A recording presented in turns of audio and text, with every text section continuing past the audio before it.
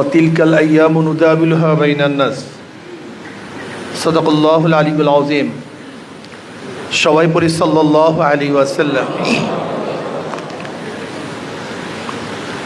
ইসলামী আন্দোলন বাংলাদেশ নারায়ণগঞ্জ জেলা শাখা ও মহানগর কর্তৃক আয়োজিত আজকে কর্মী সম্মেলনের সম্মানিত সভাপতি, কেন্দ্রীয় নেতৃবৃন্দ, সকল স্তরের জনগণ ভাইয়ের আমার,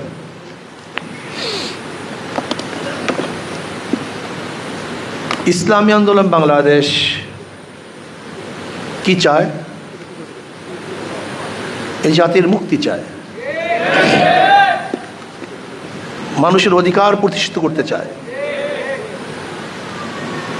সাম্য, মানবিক মর্যাদা, সামাজিক ন্যায় বিচার প্রতিষ্ঠিত করতে চায়, বৈষম্য দূর করতে চায়। এই বৈষম্যের বিরুদ্ধে আমরা বারবার আন্দোলন করেছিলাম। বৈষম্য দূর করার জন্য ব্রিটিশের বিরুদ্ধে আন্দোলন করেছিলাম। বৈষম্য দূর করার জন্যই পাকিস্তান নামে একটা দেশ গড়েছিলাম। বৈষম্য দূর করার জন্য পশ্চিম পাকিস্তানের বিরুদ্ধে আন্দোলন করে, সংগ্রাম করে আমরা ভাগ হয়ে বাংলাদেশ সৃষ্টি করেছিলাম। এই বৈষম্য দূর করার জন্য 53 বছর বারবার লড়াই করেছিলাম। 2024 5ই আগস্ট পেশিসের বিরুদ্ধে, বৈষম্য বিরুদ্ধে আন্দোলনই আমরা সাকসেস হয়েছিলাম। বৈষম্য চাই না, কিন্তু 5 তারিখের পরেও বৈষম্য চলছে। দীর্ঘদিন পর্যন্ত বৈষম্য শিকার আমরা হয়েছিলাম। ব্রিটিশ থেকে শুরু করে 2024 5ই আগস্ট পর্যন্ত সবচেয়ে বেশি বৈষম্য শিকার হয়েছিল মুসলমান। আপনারা জানেন কি জানি না, এদেশের সবচেয়ে বেশি বৈষম্য শিকার হয়েছে মুসলমান, এবং তার মধ্যে বেশি বৈষম্য শিকার হয়েছে আলেমরা। আজও হাজারো প্রতিষ্ঠান আছে বাংলাদেশে যেখানে টুপি পরে ঢুকা যায় না। এখনো বাংলাদেশে হাজার প্রতিষ্ঠান আছে যেখানে দাড়ি রাখলে চাকরি হয় না। এখনো হাজারো প্রতিষ্ঠান আছে বাংলাদেশে যেখানে বোরখা পরে ঢুকা যায় না। ইসলামী লেবাস পরে চাকরি পাওয়া যায় না। হাজার প্রতিষ্ঠানের মধ্যে নামাজ পড়া যায় না। হাজার প্রতিষ্ঠানে নামাজের সময় দেওয়া হয় না।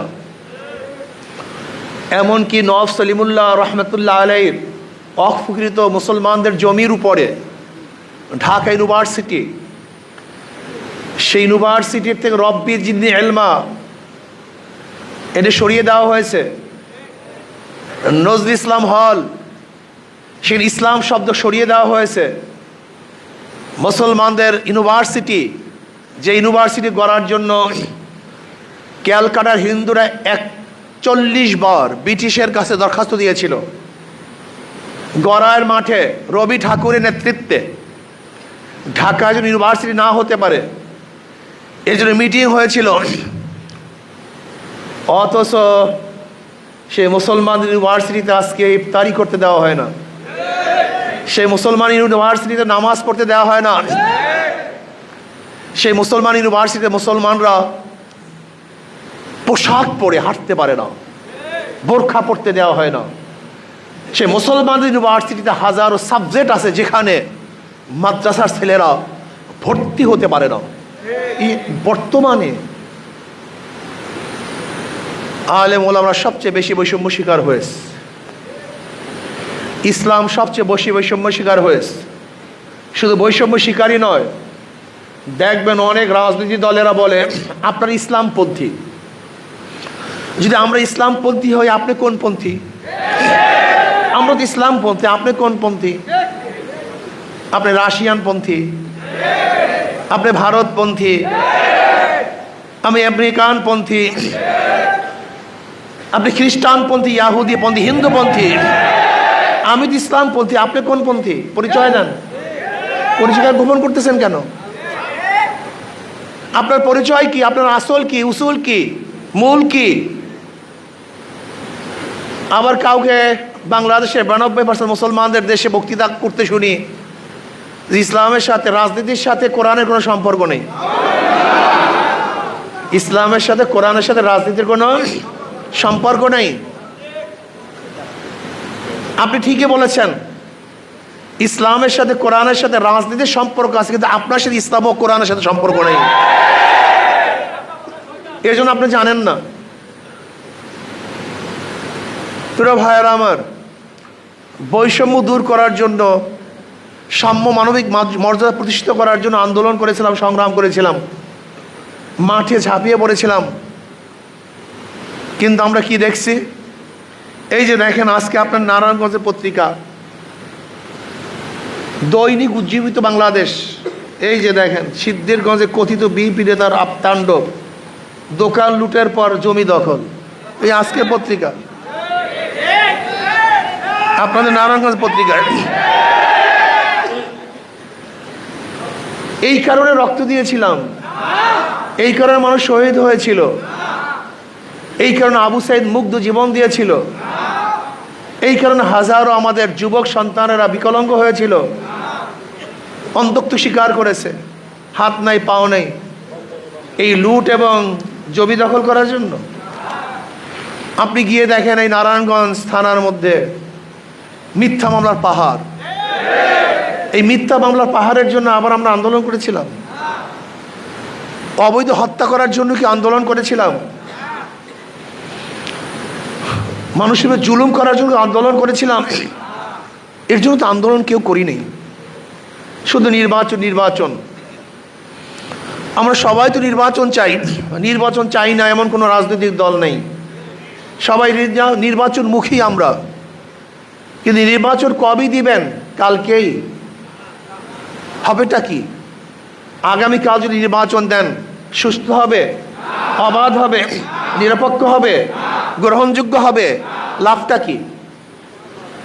সংস্কার করার আগে যদি আপনি নির্বাচন দেন, সেই নির্বাচন তো প্রশ্নবিদ্ধ নির্বাচন হবে, মানুষের আশা এবং আকাঙ্ক্ষার প্রতিফলন হবে না, মানুষ ভোট প্রয়োগ করতে পারবে না, আবারও দখলদারি হবে, চাঁদাবাজি হবে, কালো টাকার সরাসরি হবে। এই নির্বাচনের জন্য আমরা আন্দোলন করিনি, সংগ্রাম করিনি। আমরা কি চাই? আমরা চাই ইসলাম হুকুমাতের ভিত্তিতে সাম্য, মানবিক মর্যাদা এবং সামাজিক ন্যায় বিচার প্রতিষ্ঠিত করতে চাই, যেখানে ঋষি, কামার, মজদুর, জেলে, তাঁতি, মুসি, যেখানে সাদা এবং কালো, যেখানে মুসলমান, হিন্দু, বৌদ্ধ, খ্রিস্টান, যেখানে ধনী এবং গরিব, শিক্ষিত, মূর্খ, যেখানে পুরুষ এবং মহিলার প্রত্যেকটা নাগরিকের ন্যায্য অধিকার প্রতিষ্ঠা করা হবে, প্রত্যেকটা শ্রমিকের ন্যায্য প্রাপ্তি তাদেরকে দিয়ে দেওয়া হবে, চাকরিজীবীরা নির্বিঘ্নে চাকরি করবে, টেলিফোনে পদোন্নতি হবে না, যোগ্যতার ভিত্তিতে পদোন্নতি হবে, যেখানে ছাত্রদের কোনো অবস্থাতে কোঠাভিত্তিক থাকবে না, যোগ্যতার ভিত্তিতে তারা চাকরি পাবে, যেখানে প্রত্যেকটা মানুষ অধিকার ফিরে পাবে, বিচারকরা কাউরি ইশারায় বিচারা করবে না, বরং ন্যায্য বিচার প্রতিষ্ঠিত করবে।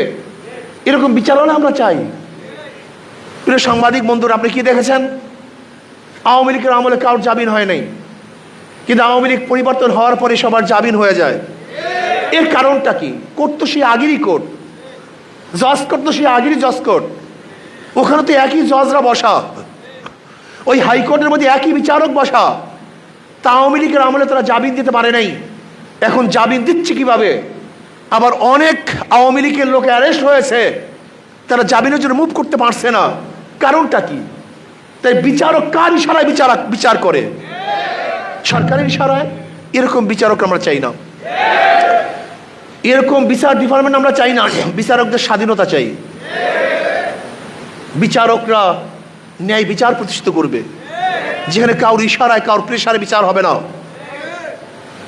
যদি আইনের ফাঁকে সবাই মুক্তি পেয়ে যায়, আমার কোনো আপত্তি নাই, আর আইনের আওতায় যদি আমিও অ্যারেস্ট হই, আমার কোনো আপত্তি থাকার কথা না।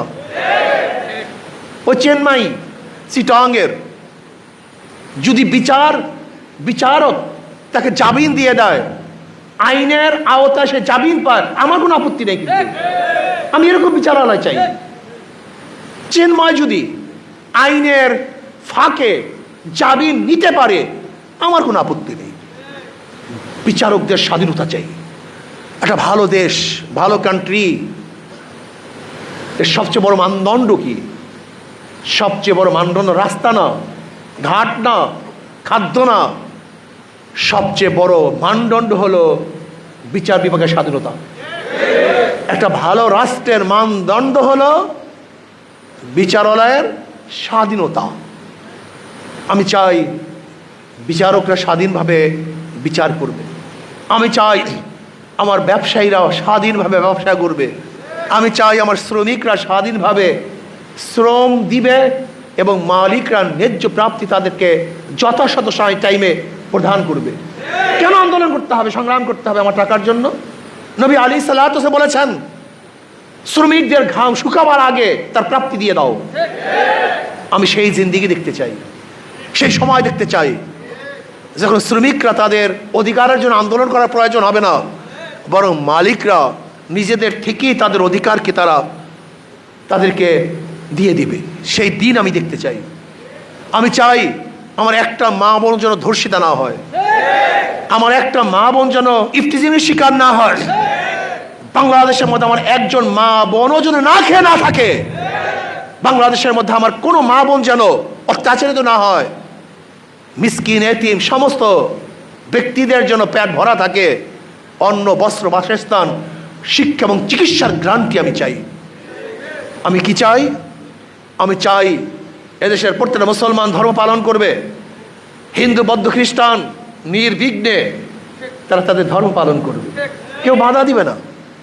আমি কি চাই? আমি চাই এদেশের প্রত্যেকটা মানুষ যেন সুখে শান্তিতে বসবাস করতে পারে, সেরকম একটা দেশ আমরা চাই। আমি কি চাই? আমাদের দেশের উপরে কোনো বিদেশি শক্তি যেন আঙ্গুল তুলতে না পারে, চক্ষু তুলতে না পারে। যদি কেউ তুলতে চায় সম্মিলিতভাবে ঐক্যবদ্ধভাবে প্রতিহত করবে ইনশাআল্লাহ। আমরা ঐক্যতা চাই, জাতির ঐক্যতা চাই। যেরকম জাতি ঐক্য হওয়ার কারণেই ফ্যাসিস্টের বিরুদ্ধে আন্দোলন করে সাকসেস হয়েছিলাম, আজকেও যদি দেশের কল্যাণে আমরা ঐক্য থাকি তাহলে ইনশাআল্লাহ দেশকে কেউ ধ্বংস করতে পারবে না।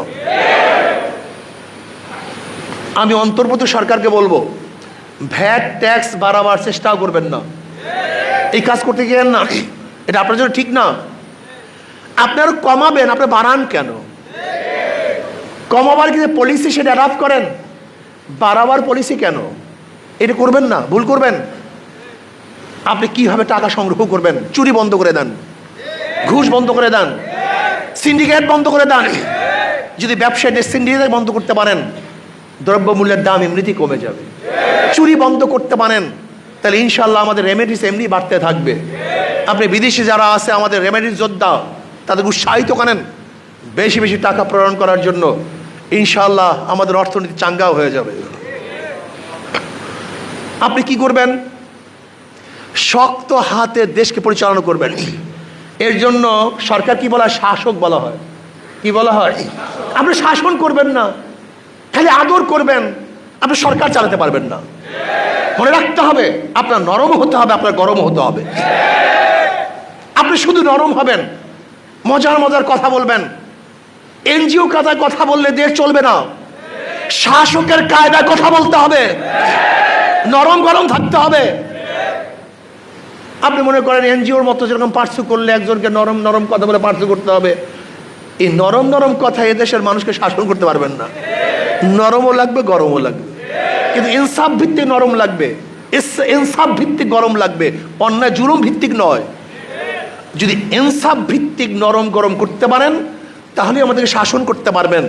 আর ইনসাফ ভিত্তিক যদি আপনি জুলুম করতে চান তাহলে এদেশের মানুষ কিন্তু আপনার বিরুদ্ধে আবার আন্দোলন ঝাঁপিয়ে পড়বে। বাংলাদেশের মানুষ কোনোদিন কারোর পায়ের নিচে মাথা মতো করে নাই, করবে না। আমরা স্বাধীন চেতা, ব্রিটিশ আমাদেরকে রুখতে পারে নাই, পাকিস্তান আমাদেরকে থামাতে পারে নাই, এই আওয়ামী লীগের হাজারো জুলুম অত্যাচার আমাদের নিবৃত করতে পারে নাই। আমরা সেই স্বাধীন লোক। এই জন্য মনে রাখতে হবে, বাংলাদেশের মানুষ যদিও গরিব কিন্তু স্বাধীন চেতা। আপনি দেখেন না কয়েকদিন আগে ভারতের লোকেরা ওই বিজেপি কিছু না কিছু করতে চেয়েছে, বিএসএফ কি না কি করবে আমাদের দেশে, দেখছেন সাধারণ জনগণ কাশি নিয়ে দাঁড়িয়ে গেছে। এরা সেই জাতি, এরা কারোর পা নিচে মাথা দিতে জানে না, মরতে জানে, মরতে জানে। কিন্তু নত হতে জানে না। এর জন্য বলবো, আসুন আমরা সম্মিলিতভাবে দেশটাকে গড়ার চেষ্টা করি। আর প্রিয় ভাইয়ারা আমার, ইসলাম ব্যতীত সবুজ বাংলা, নতুন বাংলা, সোনার বাংলা, ডিজিটাল বাংলা, স্মার্ট বাংলার দ্বারা মানুষের শান্তি আসবে না। দেখেছি অনেক বাংলা, এবার ইসলামী বাংলা দেখি না। নতুন বাংলা দেখেছেন, সবুজ বাংলা দেখেছেন, সোনার বাংলা দেখেছেন, ডিজিটাল বাংলা দেখেছেন, স্মার্ট বাংলা দেখতে গিয়ে তো একেবারে ভাঙ্গেই পড়তে। এবার আসুন ইসলামী বাংলা দেখি। ইসলামকে ভয় পান কেন? ইসলামী ফুবিয়া কেন মুসলমানদের মধ্যে? ইসলাম আসলে আমার সমস্যাটা কি? এক গাঁজাখোর আমাকে বলতেছে, হুজুর ইসলাম আসলে আমার গাঁজার অবস্থাটা কি হবে? হ্যাঁ, বেচারা নেশাগ্রস্ত, বলতেই পারে। আমি বললাম, তুমি কি মসজিদে গিয়ে গাঁজা সেবন করতে পারো? না হুজুর, মসজিদে গিয়ে গাঁজার পরিবেশ নাকি।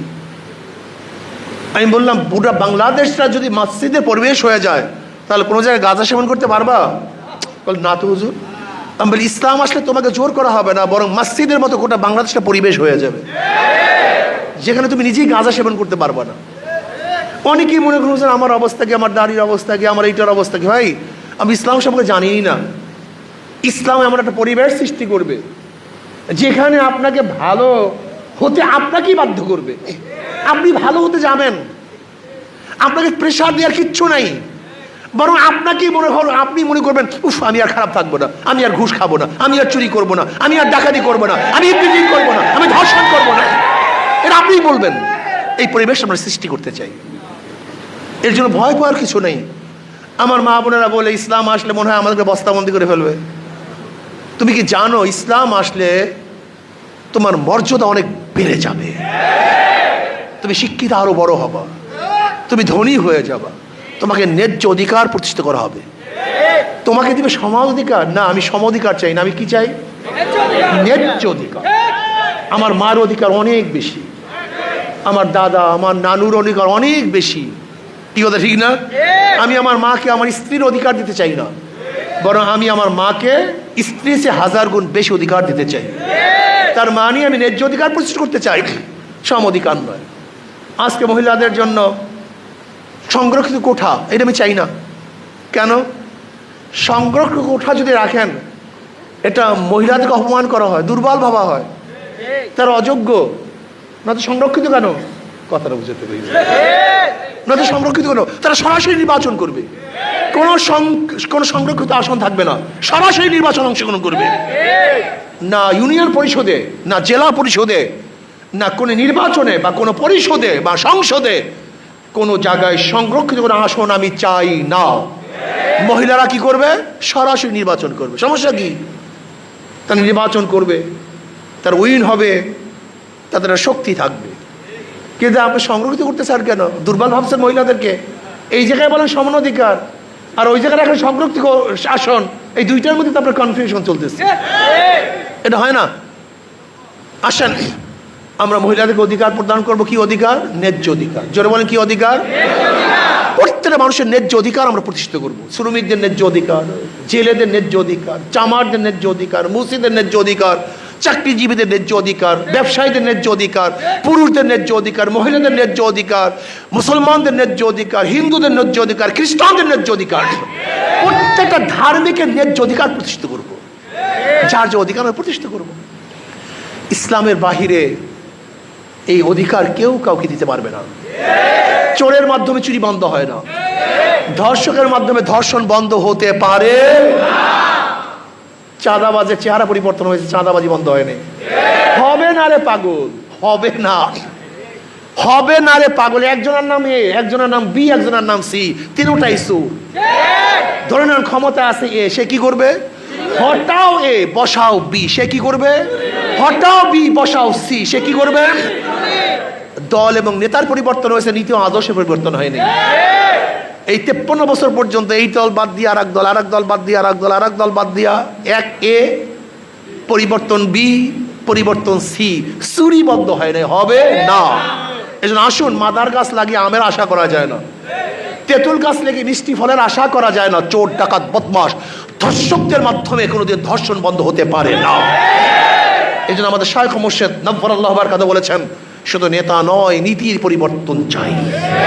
আসুন না, এই যে ইঞ্জিনিয়ার আশরাফুল আলম বুয়েটের ছাত্র, কিন্তু যেমন তো ইঞ্জিনিয়ার, বুয়েটের ছাত্র সিভিল ইঞ্জিনিয়ার, দেখেন আজকে অবস্থা নেই, মনে হয় যেন বিশাল ফেরেশতা। আমরা কি চাই? এরকম নীতি আদর্শ পরিবর্তনের ভিত্তিতে এমন একটা সমাজ উপহার দিতে চাই, যারা বড় বড় প্রফেসর হবে, ডক্টর হবে, ব্যারিস্টার হবে, বড় বড় শিক্ষিত হবে, উঁচা লেভেলের চাকরিজীবী হবে, কিন্তু দেখলে মনে হবে যেন মানুষ, এরা সালেম না, এরা বাঘ না, এরা হিংস্র প্রাণী নয়। অফিসার মানে অবিচার, এখন অফিসার কি হয়ে গেছে? যাদের কোনো বিচার নাই, অবিচার হয়ে গেছে। না, আমরা অফিসারদেরকে ন্যায় বিচার যেন করতে পারে, মানুষকে যেন মূল্যায়ন করতে পারে। আজকে একটা কোর্টে ঢুকবেন, ডিসি কোর্টে ঢুকবেন, সচিবালয়ে ঢুকবেন, যে মানুষ আসে না, জানোয়ার আসে না। আশরাফুল মাখলুকাত, প্রত্যেক মানুষকে শ্রদ্ধা সম্মান করতে হবে। ইসলাম ব্যতীত এই মূল্যবোধ কোনো মানুষের মধ্যে আসতে পারে না। ইসলামই প্রত্যেক মানুষকে গুরুত্ব দেয়।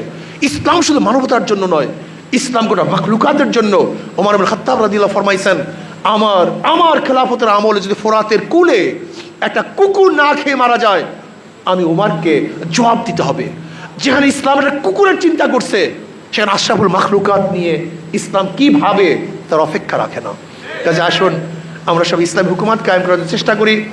আর আমার শেষ কথা হলে, একবার শেষ কথা, নির্বাচনে যারা অংশগ্রহণ করে, যারা নৌকা নিয়ে নির্বাচন করে, তারা নৌকা চালাতে পারে না। যারা ধান নিয়ে নির্বাচন করে, ধান কাটতে পারে না। যারা নাঙ্গল নিয়ে নির্বাচন করে, নাঙ্গল নিজেরা বইতে পারে না। যারা কাস্তে কাঁচি নিয়ে নির্বাচন করে, নিজেরা ধান কাটতে পারে না। যারা গরুর গাড়ি নির্বাচন করে, নিজেরা গরুর গাড়ি চালাতে পারে। কিন্তু হাত পাখায় এমন এক পুঁটি, যে নির্বাচন করে সেও চালাতে পারে, যারা নির্বাচন তারাও চালাতে পারে। হিন্দুরাও চালাতে পারে, মুসলমানরাও চালাতে পারে, ছোটরাও চালাতে পারে, বড়রাও চালাতে পারে, গরিবরাও চালাতে পারে, ধনীরাও চালাতে পারে।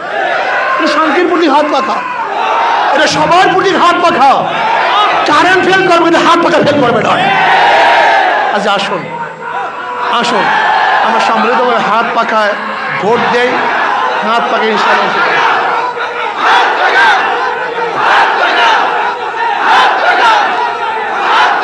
আল্লাহ আমাদের সবাইকে